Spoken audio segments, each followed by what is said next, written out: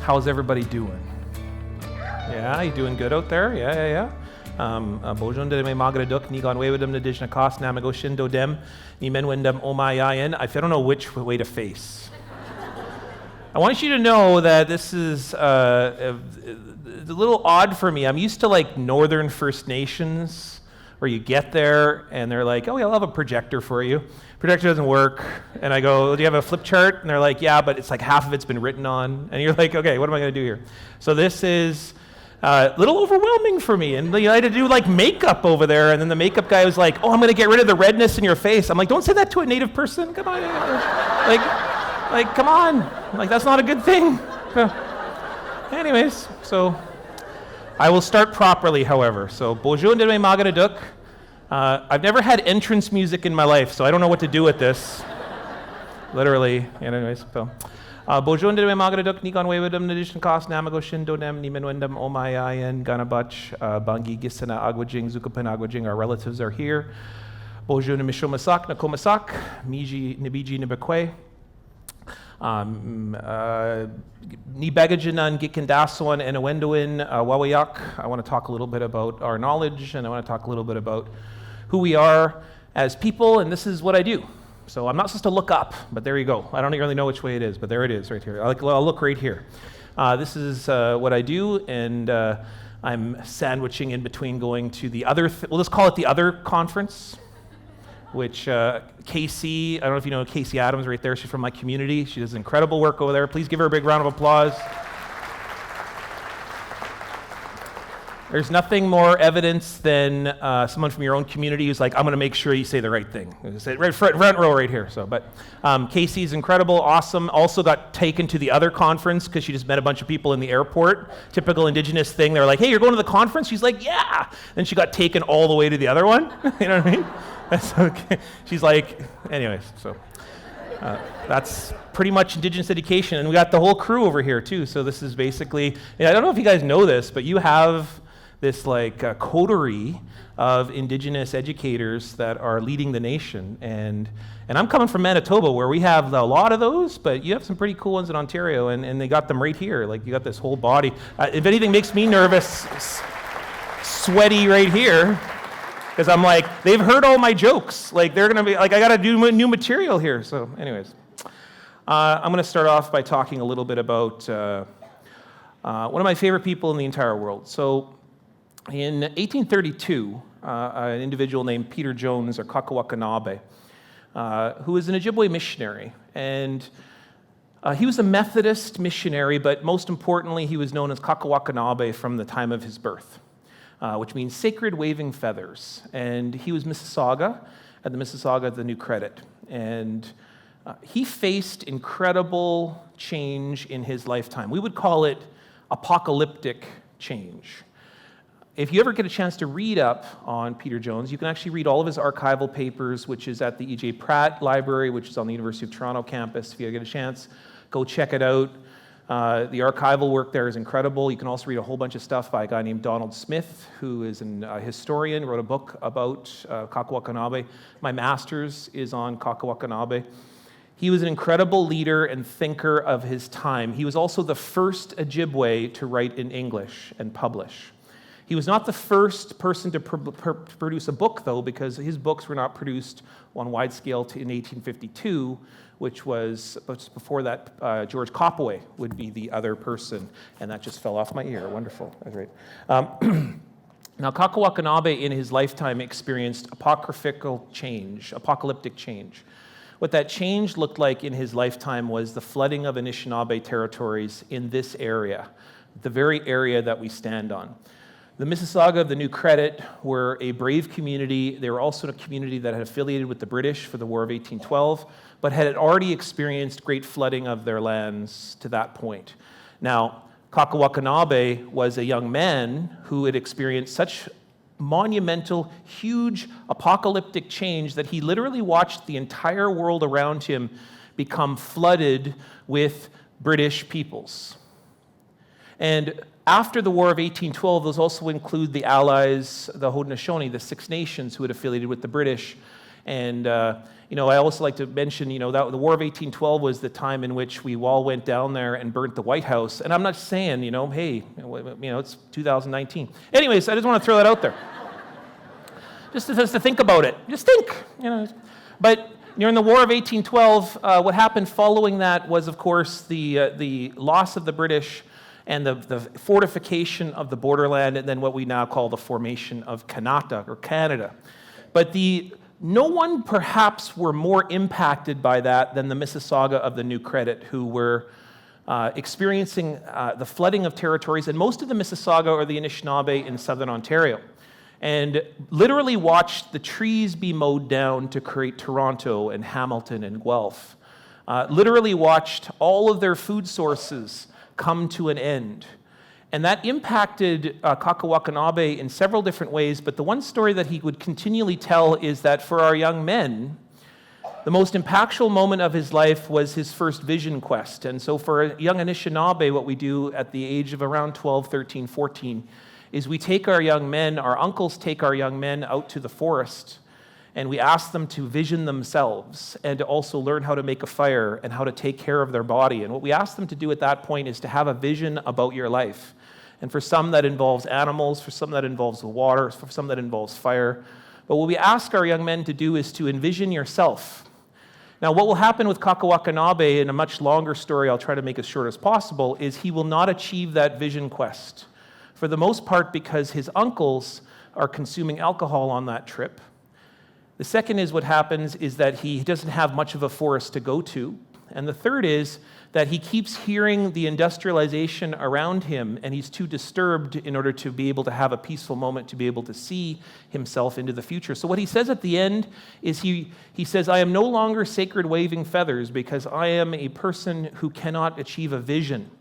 And later in his life, he will only inherit the name of Peter Jones, and that will be the name in which he will be using. But I will use Kakawakanabe because later in his life, near the end of his life, he started referring to himself as Kakawakanabe. One of the things that he did is he published all of his missionary records, all of the records that he took by traveling through southern Ontario, and he saw a possibility in Christianity that very few Anishinaabe saw at that time. And so he chose to convert. Now, the most important thing about his conversion is he does the most Anishinaabe thing possible, is he takes 5 days to make the decision to convert, which is the same journey that we take as Medewin to come and enter the lodge. We have to go around it 4 times. So his Christian conversion is not simply to say he became assimilated, but he took the Christianity and he did the most powerful thing possible, is that he indigenized it, and he became Kakawakanabe, Peter Jones, as a full and complete being who would go forth and advocate for Indigenous land rights. He went all the way to visit the Queen, and he dressed in his traditional outfit to go speak to the Queen to say, you must recognize Anishinaabe land claims. And when he worked with the Methodists, they would say, go and document the change that you're seeing within your lifetime. And so he published that in a book called History of the Ojibwe Indians, and he also published a book of missionary records. Look, I've got my ear thing going on here. I'll just go like this. Okay. One of the things that he said was he wrote down when he would travel to Indigenous communities. And when he would travel to Indigenous communities, a few things that he noticed along the way. And one of the things that he would notice, he would often document people's communities, and he would document, for instance, the cleanliness of people's houses, because he was trying to advocate to the authorities to say that Indigenous peoples could easily condition themselves or to transition themselves into housing, for example. So therefore, we should support them in that endeavor on their own terms. But one of the things that he would most often recommend or ask for is to the building of schools. And what he said in one particular missionary record in 1840 was he was looking upon some Indigenous peoples who were in school at that time. And what he said, what he wrote in that time in these records is he said, it makes the heart of the poor Indian rejoice to see his child read in a book, to see him put the talk to paper, and to see the talk go to a distance. That makes him rejoice. Now, we have to remember that Peter Jones is fully aware that his missionary records will be both read by missionaries, but I would like to argue that he might have been imagining someone else as well. And he says, I will give you one instance. At the River Credit, we have a station. A chief had a son who was instructed in our mission school. After, he was employed as a teacher in another school and went away for more than 100 miles from his father. After a time, he wrote a letter to his father in the Indian tongue, which he did not know how to read. So the father brought it to me to read it for him, and while I read, the tears ran down his eyes, and he rejoiced to hear the talk of his son on the paper at a distance. Now, what does this mean? What does this kind of moment mean? Now, if you're an archive diver like myself and a researcher like myself, you're always interested in what is the impacts of the situation and what's going on in the world at the time. So it is impossible to ignore that at this particular point, the Anishinaabe are experiencing apocalyptic change, but they're also on their own terms choosing to produce that change in the best ways they seem possible. Some of those choices are easier than others. For instance, attending school, but perhaps also including the fact that it might be a Christian school. So it might be compromising or challenging some values that you're going to have to mediate, which Peter Jones himself knew by entering into those spaces. But the most powerful thing here is one of those rare, totally unique moments where you have an Indigenous person talking about two Indigenous peoples sharing text, sharing a relationship through written words. Notice how in this moment, it wasn't English that they were writing.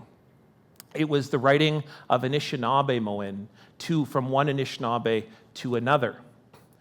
And that is remarkable. What we have in this circumstance, unlike most archives where we have to work through missionaries or have to work through anthropologists, we have an Ojibwe voice speaking about Ojibwe relationships. And in all of it, it's described as rejoice, as possibility, not loss.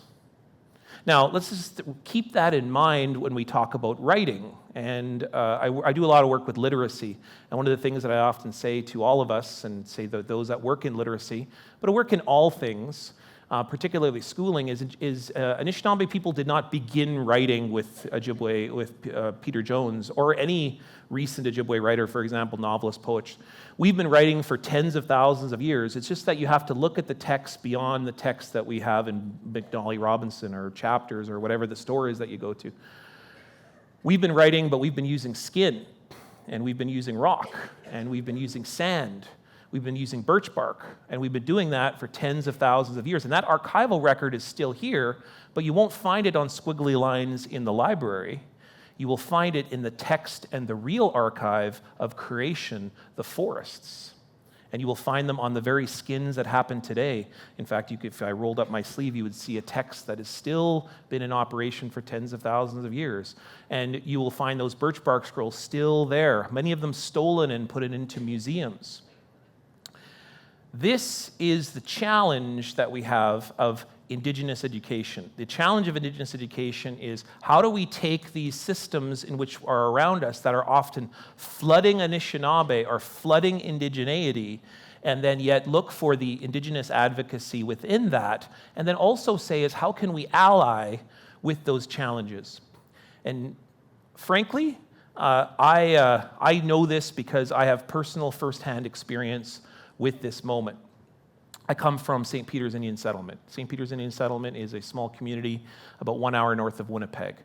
And where I grew up, our community was part of a treaty in 1817 led by Chief Pegwis, who was made an agreement with a guy called Lord Selkirk, who was a representative of the Hudson Bay Company.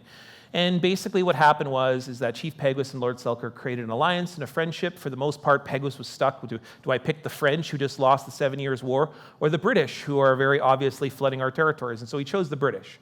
And one of the things that he did also at that time is he converted, and he took the name William King because he said to Selkirk, what's the name of your leader? And Selkirk said, well, that's a king. And he said, well, that shall be my name. And what is the name of the sons of the king, he said to Selkirk? Prince. And that's where the name Prince comes from. Tommy Prince, William Prince, the musician, does MasterCard commercial, check him out, wonderful, amazing musician from Pegwis. My point of saying it is that Indigenous peoples, by recognizing the names of others and taking those names, creates a unique relationship that isn't one of loss, but one of sovereignty. It's one of Indigenous peoples mediating change on their own terms, and that's what Peguis is all about. And so he signed a treaty in 1817 with Selkirk in order to create my community, and my community is right here. As you can see right here, that is our reserve. Now, you won't find our reserve on a map because in 1907, the Government of Canada, with the town of Selkirk and the province of Manitoba, wanted the land. What that meant is Indigenous peoples had grown so successful at the St. Peter's Indian settlement that we had began to outproduce the farmers in the local area. Our produce were consistently better. Our economic progress was consistently better. We were more educated than many of the settlers in the area. And what that meant is we were seen as a threat. And also the Government of Canada, the province of Manitoba, was being flooded with other settlers. Therefore, we were seen as in the way. And so in 1907, the Government of Canada, the town of Selkirk, conspired to have us removed off the land unjustly and by gunpoint. And that's where my family grew up, because many of the families, approximately 80% of them, were forced to leave. And my family stayed. We were one of the about 8 or 9 families that stayed. And I ironically, eventually my family moved into Selkirk, the town, which eventually grew up in this space. And I ironically grew up on Manitoba Avenue.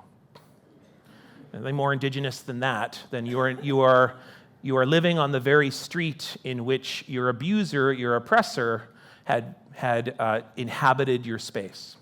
Now, there is a number of challenges, a number of stories of this, but what I'll tell you about that story is I never knew a word of it. Like, not a word of the story I just told you, until I was about 35. And I was in a library in British Columbia where I finally read about the removal at St. Peter's, because nobody in St. Peter's ever talked about it. Like, no one ever said, hey, I want to tell you what happened on our community. It's called ethnic cleansing. Because in countries throughout the world, that's what we would call it. If we took a racialized group of people and we forced them off the landscape so that others could come and take it, that's called ethnic cleansing. But in Manitoba, we call that progress. I never knew that I was the inheritor of ethnic cleansing. I had no idea. Like, nobody told me that. Nobody trained me that. There was no lesson. I was standing on the very lands in which my family had been removed.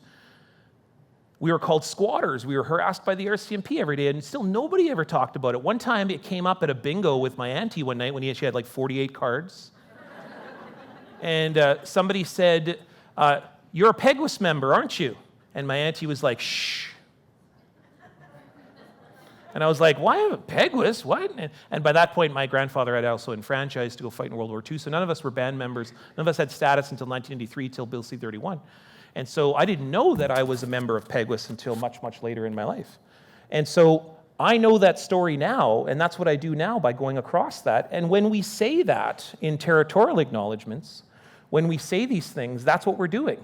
We are seeing in which the concrete has been placed on top of. We are seeing the very people that have been either displaced, often replaced, but that we are often standing beside. We are a part of the nations in which we share these spaces with. That's the whole entire reason why we acknowledge the Dish with One Spoon as being Toronto or territory such as this, or when we talk about and we say territorial acknowledgements at the beginning of a meeting, where we say, oh, we are part of the Mississaugas of the New Credit, or Six Nations, or in Manitoba we say Treaty 1 territory, home of the Anishinaabe, the Cree, the Ojibwe, the Dene, the Lakota, Dakota, also called the Assiniboine, and the homeland of the Métis Nation. That's what we do. We see them. That's the first thing that we do with the territorial acknowledgement. The second thing that we do is once we see them, then we have to act accordingly. Nativeland.ca, if you get a chance to look at the website, is an amazing website, great resource for you. People are asking me, hey, what resources can I use? Nativeland.ca is an amazing resource in which you can physically see Indigenous territories and the territories in which you're a part. It is not a matter of saying, you people, quoting a certain person who lost their job recently. What I would have been going around and saying recently is, let's all have a moment of silence for that individual, because it must be really tough to be paid on the taxpayer dime for 40 years and then be silenced. Oh, and then get a podcast the next day. That must be really tough. But for Indigenous peoples, when you begin to see them, then you go, okay, well, what does that mean to us? Like, what does that mean to see Indigenous peoples? That's why that second phrase of a territorial acknowledgement is perhaps arguably the most important, because it says, now we must act differently.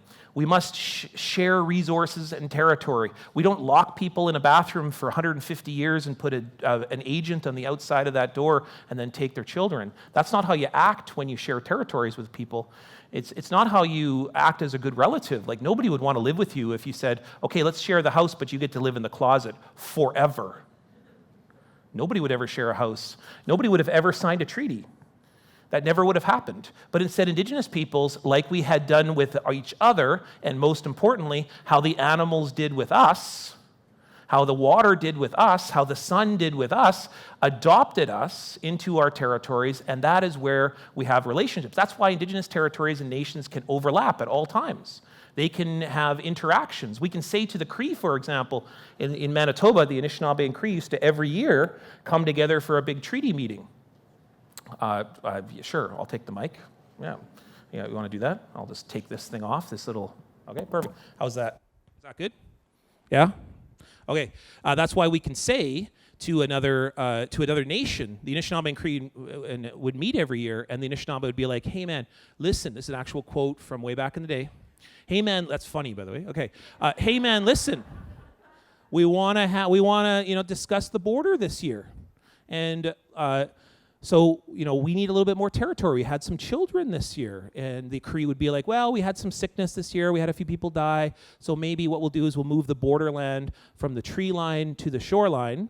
And then next year we'll come together and we will discuss where the border is going to go. And that's what Indigenous peoples do all the time. Like, we would discuss borders all the time and move the border as according to needs, because we lived by a process called Minobamadzuin, which was that the good life means everyone has life. We needed other peoples to have life, because if they don't have good life, then your life is then compromised. So I want you just to imagine for a moment that Justin Trudeau phones up Donald Trump and says, hey, where are we going to put the border this year? Like, where do you think everyone is? Baffin Island? All the Inuit are like, when are you guys going home? You know what I mean? My point is saying that Indigenous nationhood looks to each other as an interrelationship, and all of these principles that I'm describing are based in our stories. I could spend all day talking about Indigenous pedagogy. In fact, I just did when I greeted you at the very beginning. I talked about everything I'm going to talk about today. And I talked about relationships. I also talked about the complete system. Well, we have a saying in the Lodge, which is that we don't need anything else. Everything that we need is right before us. It is in our very grasp. It's in our principles, the world that we live around. That's why locality is so important for Indigenous peoples, because we say we don't need anything else. It's right here. Our food is here, our water is here, our relationships are here, our clans are here, and the most important thing is our relatives are here. And I'm not even talking about human beings. I'm talking about the non-human beings. I'm talking about those beings that we share these territories with that have unique relationships with us. That is what Enowendowin means. We're related to all things. And as I greeted you at the beginning, I said, hello, my relatives, because you're not my friends, you're my relatives. I didn't have a choice. That's the difference between friends and family, isn't it? That I didn't have a choice to be related to you, but I am. You are my people. I am your people. My children are your children. Your children are my children. That's what this great project is all about. That's what we call the treaties. Now, if we begin to look at each other and say, what does that really ultimately mean? It means that we begin to tell each other who we are, why we're here, who can help us, and where we're going. Those are called, for us, the creation stories, which is why we keep telling creation stories, or what's called the Atazukonic, and we tell them to our children. And that would be what we would call Indigenous education. They were embedded in everything we did. They were in the sunrise ceremony. They were in the tobacco teaching.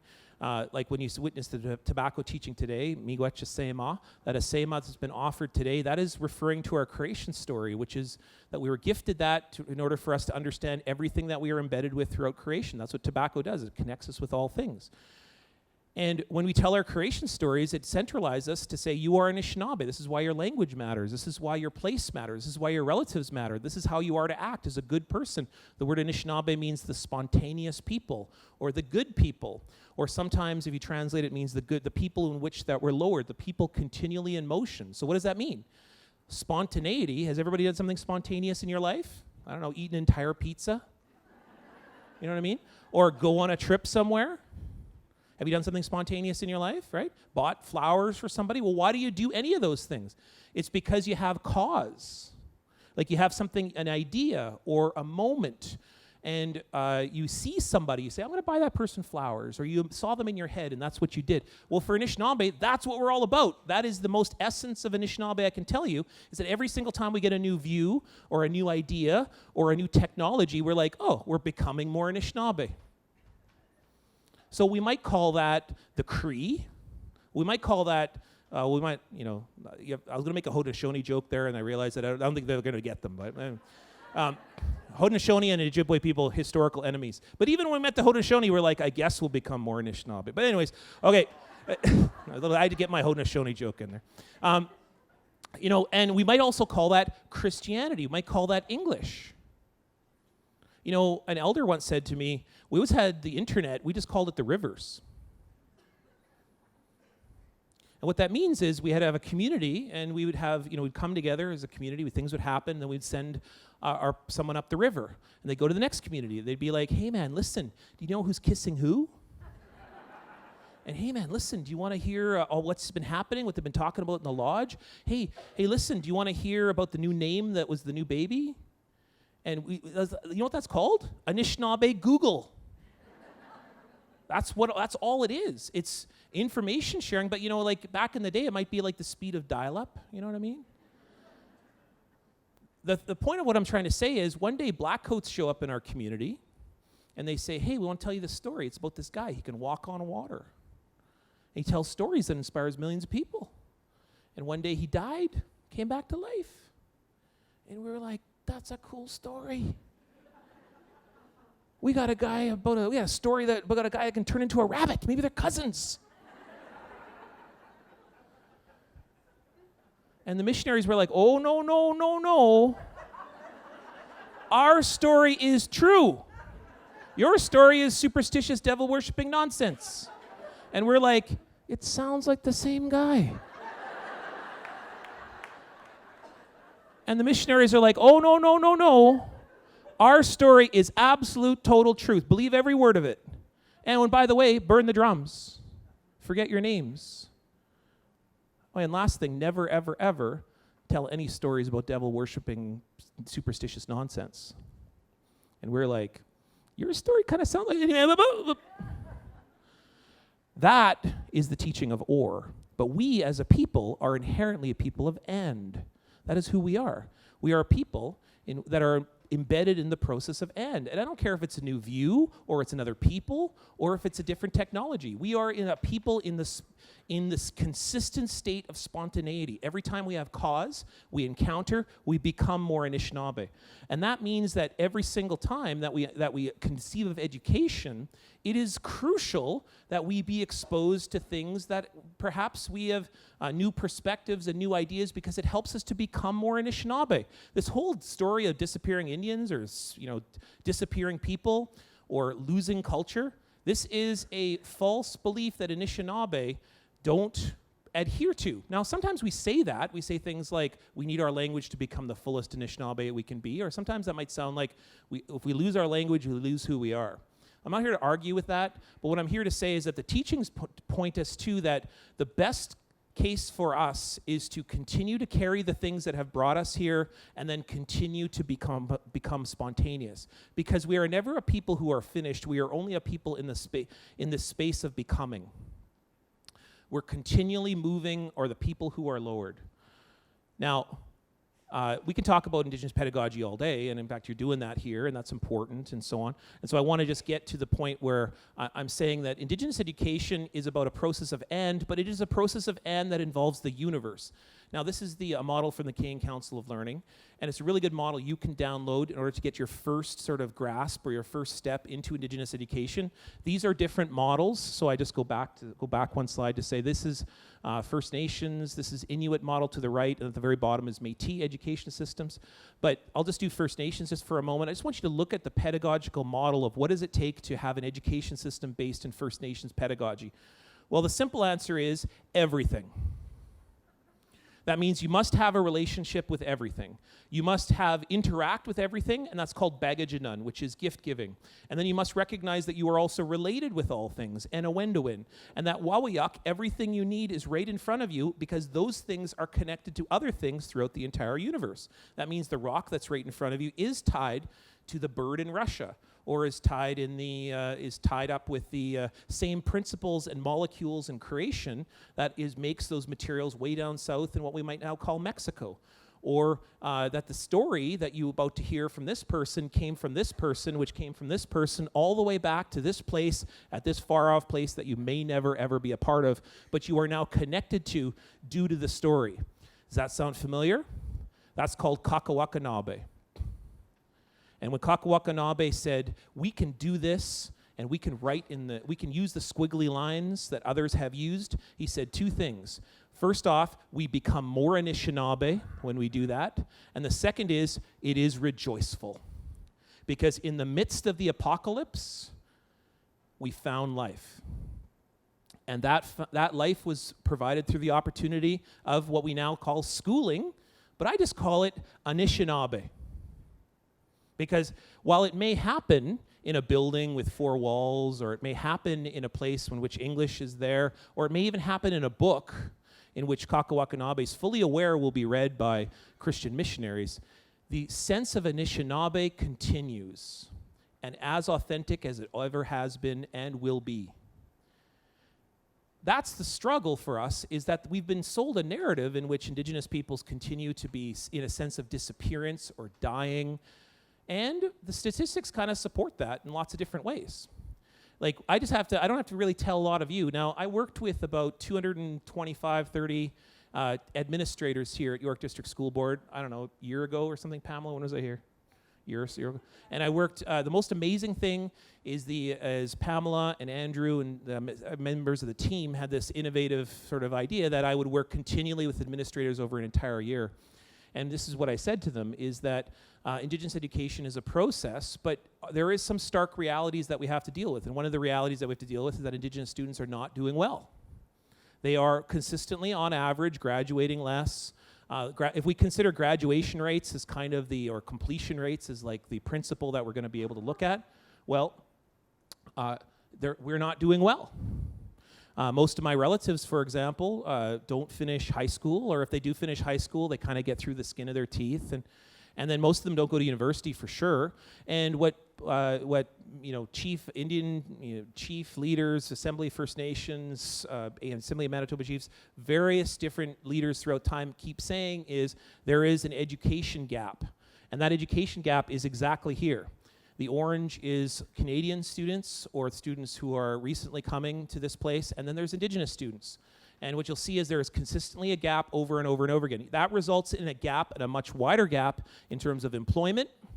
Then that means an economic gap, and that goes into a situation of health care, child welfare, justice gap. All of these gaps begin here, and it begins with the process of schooling, because schooling is the lingua franca. It is the way in which we grade people. We say things like, have you finished high school? Or what is the thing when you want to go get a job? Do you have your high school diploma? Well, for many Indigenous peoples, the formula goes kind of like this. If you don't graduate, you are a failure. You have failed in some way. And that's on us. That is on us as educators, because we have to ask the crucial question, is why is one group of people consistently not doing well in the schools in which we create and that we work in? And I believe this has everything to do with the ways that we view success. I want to talk briefly about success for just a moment, because what is the criteria for success that we use for all students? Well, the number one thing we ask is, have you graduated? Or did you get an A+? Or are you employable? Now, there's a whole bunch of different ways we can criteria that, but it basically is success. If we're going to get to a success, let's work backwards from that model. So the first thing that we ask is we say, do students come to a school with potential? Well, every single child comes to you with potential, and here's what it sounds like. Why? Anyone get those kindergarten teachers out there? You know, when they come in, they're like, why? Why do we do this? Why is this here? Why do I wear this color? Why do I walk? That's a great question right there. Let's talk about that for a bit. Anyway, you know what I mean? That every student comes with potential. And so as teachers, we provide opportunity, meaning that we do a lesson, we give people an opportunity to have a voice, we give them a lesson plan, and then what we do is we divide that according to relevancy. And what's the relevancy that we're looking for?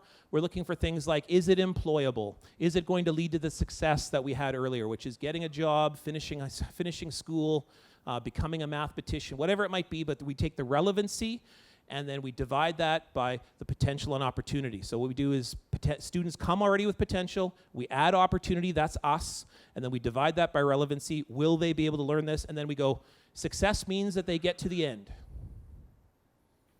Why are Indigenous students not succeeding in that model?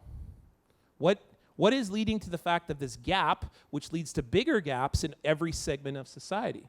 Well, success in schooling is almost always based in what I said before, which is that it's always based in that piece of paper, the house with the picket fence, maybe not buying it anymore, maybe we're renting or being employable. Are you able to vote? Are you able to read? And then only read in certain ways. What is all of that? Well, my argument is that that's a huge disconnect. The huge disconnect is that Indigenous students don't see many of the relevance in that being a successful model. Like one of the arguments that you might make is, why would I want to go get a job if it takes me away from my community? And I'll never see my auntie or my cousin again. Or why would I, in the city, for example, why would I ever want to learn this thing that has nothing to do with me as a people? Or it might be sometimes outside pressures, like some of our family might be asking us, well, why aren't you learning the language? Or why have you not learned about history? Or why have you not learned about the fact that your community was removed? And if you don't hear that from your family, then what happens is that you're 35 and you're walking in a library and you pick up a book and go, I am the inheritor of ethnic cleansing. And then you turn really angry and you say, why the heck has that education system not given me that opportunity to learn that? I stood on the very land that I was on my entire life and not one person said a thing. How can that be? Well, that tells you that our way of viewing success is leaving Indigenous students behind because it's mostly not answering the 4 questions. It's not providing. We've removed the ability for Indigenous peoples to have access to their ceremonies and their traditions. And I say we, meaning the collective we, because we've banned the ceremonies or we've undermined the governments. Or we say things like, oh, Indigenous languages don't really matter, because they don't. There's only 2 languages in this country that matter. And then, therefore, let's act accordingly. And so if Indigenous peoples want to advocate for their languages, they've got to go get in line with everybody else. And those languages really don't matter. And how is it that Indigenous peoples are going to continue to answer those 4 questions? Well, the schools will do it. Well, the schools aren't doing it. They aren't giving Indigenous peoples the answer to the 4 questions. And we might do that maybe in a lesson plan. We might do it maybe in one outing or maybe an outdoor education model. Or maybe we bring an elder in for a semester and they spend a little bit of time with young people. So maybe the first of those 4 questions is maybe scratch the surface of or begins. But we're still not answering the 4 questions at every single level. Because Indigenous education is an ornament. That's what it is. And I know that's harsh to say, especially in the fact that you are dedicating this time and period to this work. And so I just want you to add up everybody in this room. What is the salary of everybody in this room? Add up the time period that you spent working on Indigenous education. The fact that I came here for 9 days and worked with 250 administrators. Add up all their salaries too. Add up every single workshop, every single book that you've ever done with Indigenous education, and I'm here to tell you that all that can be cut on a Friday. Because it can. And it has been. Indigenous education is treated kind of like the way that we treat sports. And I would even say sports, maybe even hold on to even more. Imagine a school, for example, without sports teams. Can't really do it, can you? And now imagine a school without math. Would that school be able to open tomorrow if they said, well, we're just going to cut math, it's not really that important? Think we could run a school without math? Nobody would send their students. You'd be the laughing stock. You wouldn't even be a school. They'd be like, we're taking their certificate. Now I want you to imagine the same thing with Indigenous education. Could a school open tomorrow with absolutely no Indigenous content, no Indigenous peoples, no Indigenous literature? And your answer is, yes, it could open tomorrow. And that, my friends, is proof that Indigenous education is like an extracurricular thing. Because at the end of the day, when the funding cuts come down, what gets cut first? At my daughter's school, they used to have a mandatory course called Truth and Reconciliation. And we taught every single grade 7, every single grade 8, what the 94 calls to action are. And then they did a project at the end. And it was a half course balanced with family life. And so the funding cuts come down from a new government in Manitoba. Guess what gets cut first? And you know what I was told when I went and talked to the principal? Oh, don't worry, we'll weave it in with everything else. Do you think that happened? What ends up happening is a lesson plan. That's what happens. And I'm here to tell you, and this is going to probably shock all of you, lesson plans don't really matter. Now it's like, pull him off the stage. All of this stuff of talking about what our relationships are with one another may just be reality, because the fact is that we are faced with, I hit the wrong button, I'm sorry. We're faced with a reality. You know what the reality is? And in Manitoba, Saskatchewan, Northwestern Ontario, Thunder Bay particularly, the reality is this. Every single person works beside, lives beside, is married to an Indigenous person, period. That's the reality. Now, at the front lines of that means that in Manitoba, Saskatchewan, Northwestern Ontario, we're facing the reality that Indigenous peoples are taking over the economy, taking over the political parties, and who's going to be taking care of all of us? That means the reality is that in Manitoba till very recently, and we had two of the three political parties led by Indigenous peoples. We have more Indigenous dentists. We have more Indigenous lawyers. We have more Indigenous professors. You might be being spoken to one by right now. I'm just saying, this thing happens all the time. These kinds of conversations all the time. In Southern Ontario, however, that's because of Winnipeg. Look at the biggest red dot. That's the largest concentration of Indigenous peoples in the country. Look at now Regina, look at Saskatoon, look at Thunder Bay, and look at Edmonton, and look at Calgary. Now you say to yourself, well, you know, it's Toronto, it's like Southern Ontario, not a big deal. Well, look at the centrality of all of your red dots, and now make them one red dot.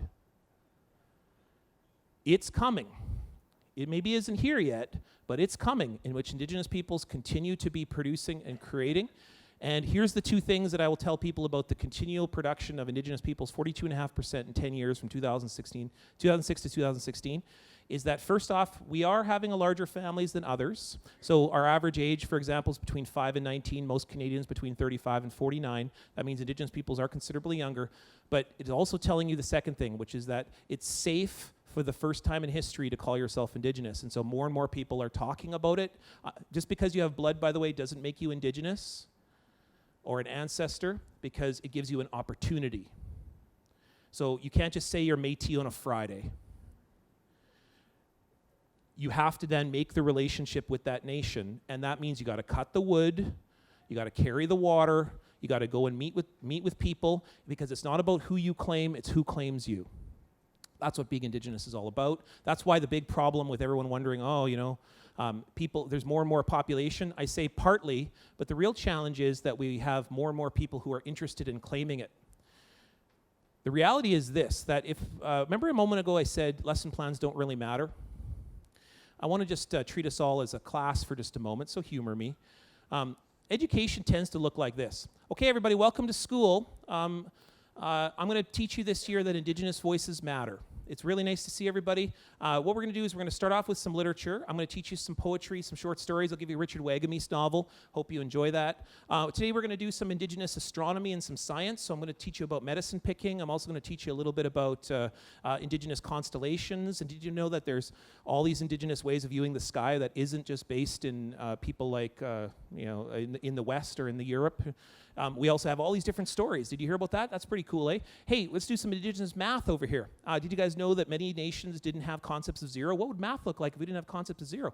Oh, and by the way, you know, if there's these people called the Inca, they tied their ropes in particular ways involving measurements of 32. Would you imagine what it would be like if the mathematical system wasn't just built 1 through 10, then 11? It repeats after every 10, but it counts up to 32 and then restarts? What would that look like if it was math? That would be cool. All right, anyways, that's cool.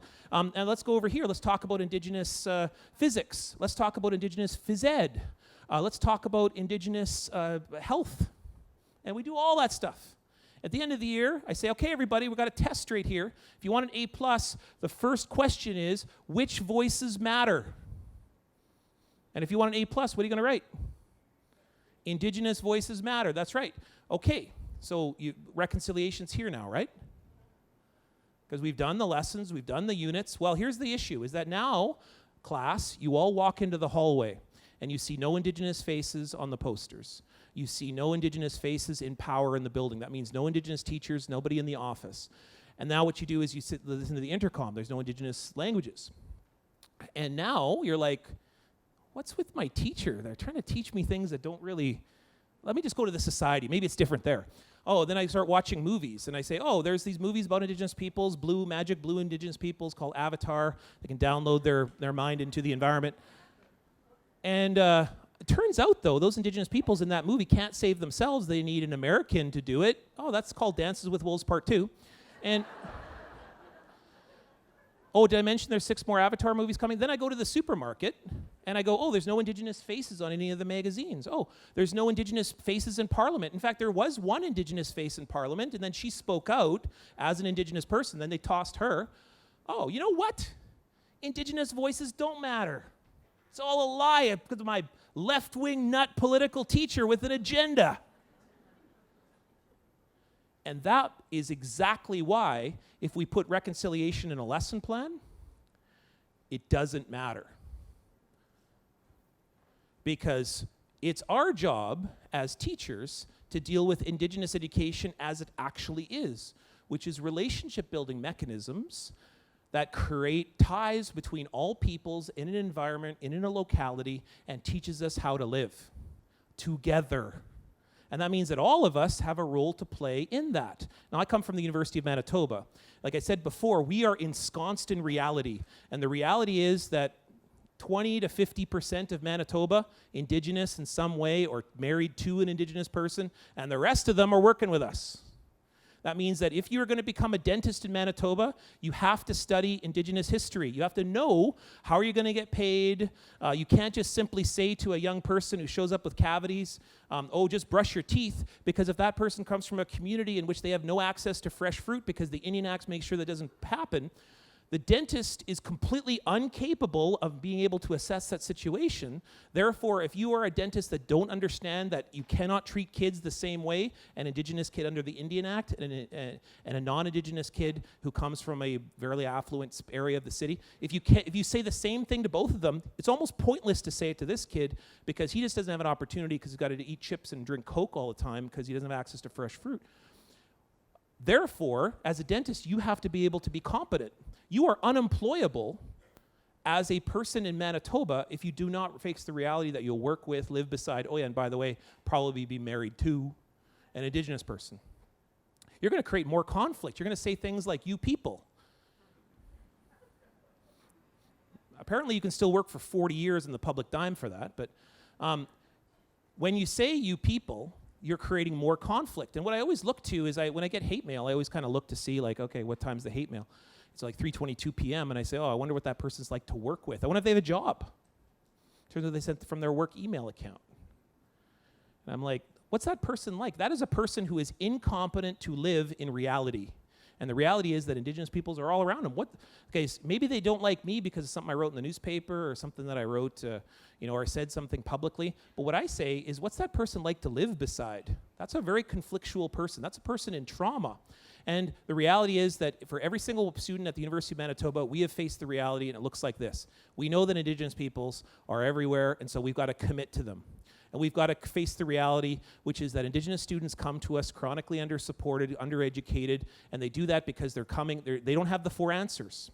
They don't have answers to the 4 questions. The schools chronically underprepare Indigenous students, and therefore we've got to either do one of 2 things. We either ignore them and then have them drop out, or we face the reality that we have to give them answers to the 4 questions. And that's why we have a place called Miigwech, the Indigenous Student Center, which is that we have a space in which we have elders. We also have space in which a building is created on Indigenous principles. We have a ceremony room, and we offer the possibility that for every single Indigenous student that comes into that space, that they can learn who they are.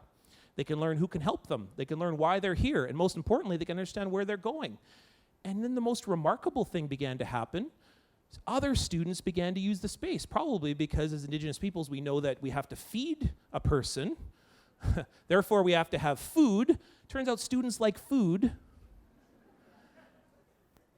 And so more and more students began to come to this space, particularly international students, Filipino students, Nigerian students. We had so many students come to Miigwech that we turned to the university and said, you should probably build an international center. And then they did. So the international students got a space because we built a student for Indigenous students. Build a space for Indigenous students. But like remarkable things began to happen with our own students at the same time. I could talk about my own students all day, but I'll just say that, we have the top left-hand corner is a student called Nathan Legacy. He has a master's degree in Indigenous video games. Do you know how many people have a master's degree on Indigenous video games? 1 in North America. And we just graduated him last summer. The one just below that is Angelina McLeod. She's working on the stolen scrolls from her community. A couple more down, that's Jerome Neepanak. He's working on Indigenous senses of security. That's like the Bear Clan model in Winnipeg, which is volunteer-run, basically doing better work for security in a community than the police.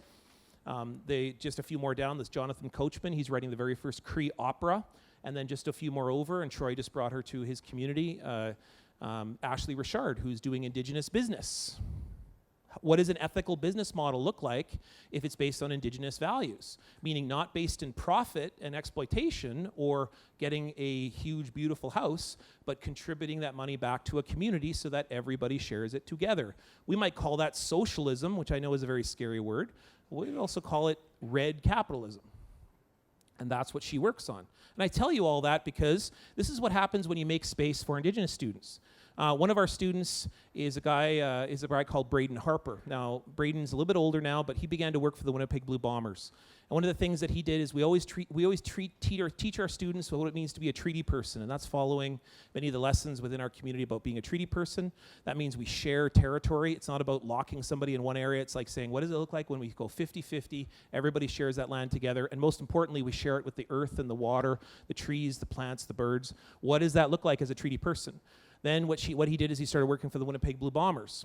And those of you who have heard me speak before, I've always said, what's the point of football? Now, there's this little thing called the CFL. I don't know if people in Toronto have heard about it, but really big in the West, right? But this football, what's the point of football? Win, thank you. If some people say have fun, that's not the point of football. The point of football is to win. And how do you win? You have to steal as much land as possible. Don't shake your head at me. That's the truth of football. Every inch that you get, you'll do a little dance. You're like, I stole the land. Do you do it through peace, kindness, and friendship? No, it's through violence. Once you steal all the land that you can, then you get the most amount of points, and then therefore you win, right? Now, he began to work for the Winnipeg Blue Bombers. He said, well, hey, man, treaty is about sharing territory, so maybe, if we have decapitated Indian heads on the sides of our helmets and if we play sports about land theft, we're not honoring anybody. In fact, what you're doing is triggering people. This whole idea about Indigenous sports logos somehow is honoring anybody. It's not honoring anything. You're playing out genocide every Sunday afternoon on 2 p.m. And don't be surprised if Indigenous peoples don't like that, if they're triggered. And so if we're going to do that, we're going to play something about land theft, we're going to have a really big deal in our community, then maybe we should do something about the best of us. And that's why we say before every game, we are a treaty people. We are committed to these nations that we see, and we commit to a spirit of reconciliation together so that no matter what happens in this event, even if we tell a story about land theft, that's all sports are stories. Because, by the way, lacrosse, also invented by Indigenous peoples, is also about land theft. It's about territorial occupation. Sports are not the problem, stories are the problem. And so if we begin to change those stories with each other, then maybe we can talk about treaty people. We can say it before a game. And we can do it also before a meeting. Now, Winnipeg Blue Bombers are not the only sports franchise in our community. There might be another one called the Winnipeg Jets, also the Edmonton Oilers. They begin to use territorial acknowledgements. And then the most remarkable thing begins to happen, that the Jets begin to say, hey, what does it mean to be a treaty person? And then they hold the Wasak Night last year, where on the ice, in front of 15,004 people, we were opened with a song. And it was opened up with all of us joining together to say, not only are we treaty people, but this is how we live as treaty people. We look to each other, and the Jets even said, let's indigenize our logo.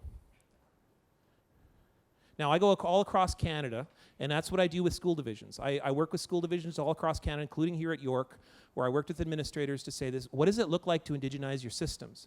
What does it look like? And so these are different bodies that I work with. I work with individual projects, which is the top right, bottom left, that's school-wide strategic planning. And then what I always get people to do is I get them to commit to what their own definition of reconciliation is, because I cannot tell you how to reconcile because you know your locality best.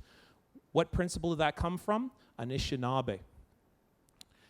These are the models, education programs across the country. Now, I've traveled everywhere. I've gone Vancouver, I've gone Yellowknife. I was in Yellowknife 2 weeks ago.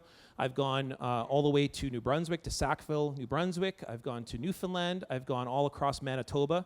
I've gone across Saskatchewan, and particularly here in Southern Ontario, and these are the most successful initiatives I've ever seen.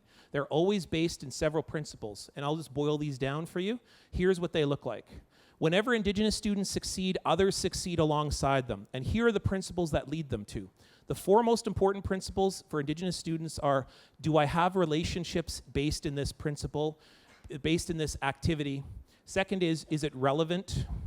Third, is it respectful? And fourth, is it responsible? And the most important thing that students ask is, if it's only in a lesson plan, how does it affect the hallway? Because I spend much more time in the hallway than I do in the lesson plan. And I have to see reconciliation in the hallways, in the office, in the library, before I can ever see it in the classroom. It's almost as if we spend time thinking about reconciliation as if we just drop the unit in, if we just do the lesson, oh, that'll fix everything. Well, the problem is that's only 20% of your day. And so don't be surprised if your students, Indigenous and non-Indigenous students, think you're a left-wing political nut with an agenda because they look at the world around them in the hallways, in the office, in the library, and think you're a liar because their Indigenous voices don't matter. Or if they are, like the library, they're pushed off to the side, or if they're in cabinet, they might be one minister here and there, but generally Indigenous voices are at the periphery, they're at the marginal. Therefore, don't be surprised if you haven't prepared them in the classroom to deal with reality, which is that there's going to be complicatedness, but here's the good news, they are going to enter into workforces that they can change. And there's going to be Indigenous peoples there, particularly in Manitoba, in Saskatchewan and Northwestern Ontario. And they succeed, Indigenous students succeed because we've invested in them the actual products of what it means to be Indigenous. And so it sounds like this. I got my PhD a little while ago. I was pretty excited about myself. And I was like, hey, I'm Dr. Sinclair. Yeah, I'm cool. And I went to my auntie's house. And I said, hey, auntie, look, I'm Dr. Sinclair. And then she handed me an axe. She was like, go cut me some work, Dr. Sinclair. And so there I am cutting my wood in my auntie's backyard, and she like opens the back door. She's like, "How's your dissertation coming?" You know what I mean? Like, my point of saying it is that for Indigenous peoples, the expectation are the follows: do you have a relationship with me when you go and succeed in this system? That you get that piece of paper. Second is it relevant? And one of the things that I do with Indigenous students is whenever I speak at a graduation, I say, your job is now to produce two of you.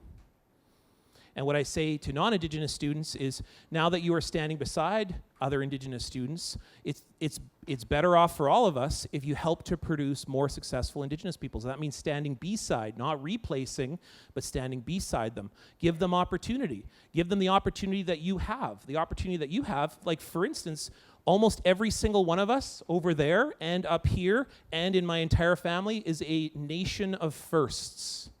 I am the first professor. My sister is the first travel agent. My other sister is the first computer programmer. You know what that means? We don't have any mentors in this area. We have elders We have storytellers. We have traditional people who can tell us, who can teach us the language, and we need that, but we do not have the professor mentor. I have nobody to turn to say, how do I do a 10-year report? Or how do I teach a class? Or what is it like to be a professor when I get all the stress and I want to leave my job? Like, how, do you know who that is? You. You are the mentors. I can tell you the entire reason I'm here is because of Mr. Wellham, Miss Busby, Mr. Peters, his wife, Mrs. Peters, and I could keep going because those are my teachers. Those are you who believed in me. And a guy named Gordon Johnson at Trent University, non-Indigenous guy, turned to me and said to me when I was talking about a poem one day, he said, you could do this for a living. And that's sharing opportunity. That's what respect looks like, and that's what responsibility looks like. Because when Indigenous peoples finish school, your job is not to finish school. Gosh, you are beginning to contribute back to your community. The number one thing that Indigenous peoples will ask you is, who is your auntie? Who is your dad? And why are you acting this way? Right? And they'll say, are you acting responsibly? Meaning, are you giving back to that community? Just like my auntie handing me that axe and going, okay, doctor, now the work really begins. If I thought my PhD was hard, making my sisters happy is way harder. So now let's take all of this sense of Indigenous success and let's plug it back in the system that I described before. Schools remember the following. The first is that students come with potential. Then we provide opportunity, we divide that by relevance, and then we get success. Well, for Indigenous students, it's this. We have to give them respect. Respect is how we begin the conversation. We respect that things have happened, and many of those things have been violent and oppressive, and we say that your opinion matters here. And we value hearing that story, because it's not because we sit in our guilt and go, oh, that's really terrible, or we say that impacts us too. Because the difficult thing that I've ever understood with Canadians is it is understandable that you have been sold a story that it's the maple leaf and it's maple syrup, but it's also blood. And that's painful, I know. But respect begins with the truth, and that is the truth. The truth is that we have amazing things in this country, but we also have genocide that's happened. So we begin with respect. And then the second thing what we do is we go, oh, we're pretty good at potential, because all students come with potential. I don't care who they come from, where they come from. So our job as teachers is to provide opportunity, but then we have to realize two things: that Indigenous relevance is not Canadian relevance. It might include Canadian relevance. Like, our job might be to go get a degree and go and get a picket fence and a house and so on and so forth and go and get a job. Like, that might be important to us, but far more important is I got to turn back to my auntie and say, she's going to ask me, what are you doing with your degree now? Or I can't be coming from a community in which there's 60% unemployment and say, well, at least I'm done. At least I have a job. Because the number one thing I'm going to do is I'm going to go back to see my cousin, and my cousin's going to be in that situation, and I'm going to have to help them out. Then what I'm going to realize is that relationships is what exponentially produces every single one of that, because every single one of you, by producing that relationship, that's going above and, I say above and beyond, but I actually say that's the real job, is to be kind, to be nice, to help produce good people. Call to Action 63 says that we should produce good people. Intercultural understanding, empathy, and mutual respect. Well, as teachers, all of us, by demonstrating that, by mentoring that, then we produce relationships. And then at the end of the day, we have a successful student, but we realize that Indigenous success doesn't mean that you go off and leave your community, but now you return to it. And that's perhaps the most important thing to understand of all, is that for Indigenous peoples, Indigenous achievement involves now responsibility. And you as a person, I don't just have a responsibility to Indigenous peoples. As a teacher, for example, as a professor, as a writer, I often have 3 times the job as everybody else. When I'm a teacher, for example, my job is to teach Indigenous students and non-Indigenous students. But then the second thing I have to do is now I have to teach my colleagues, because they too have come from education systems in which they don't know. And so I've got to help them. And then the third thing is I most often have to teach the public, because you don't stop being a teacher at 3:30. You're still a teacher on Facebook. So as an educator, I don't know if you see Colinda's Twitter over here, That is not something optional that she chooses to do. That is what a responsibility looks like, is that when you are a responsible Indigenous educator, you are a person who goes and educates the world at the same time that you are educating the kids and you're educating your colleagues. It's not something we opt into, it's something that we are. Because when we are taught, we have to have a relationship with the rest of the world. And the most important thing is that when we do that, when we make space for Indigenous education, everybody benefits. Everybody grows. Everyone has less conflict, not more. And everybody even becomes employable, including the dentists. I say all of this because in my workshop following this, and I'm not going to spend time on this slide, but in the workshop following this, we're going to talk a little bit about how do we live this in practice and principle. And what I'm going to offer to you is the 5 principles. Here is what you begin with when you study anything involving Indigenous education. If you want to incorporate in your classrooms, adopt these 5 principles. If you adopt these 5 principles, you'll never go wrong. Now, for this young boy who didn't know where he came from, who he was, who could help him, and where he was going, now it comes to the point where here I am standing in front of a huge crowd in downtown Toronto saying to everyone that it begins with a commitment of movement. It begins with a commitment to look at each other, not just see each other, but then act accordingly. Because words only matter with action.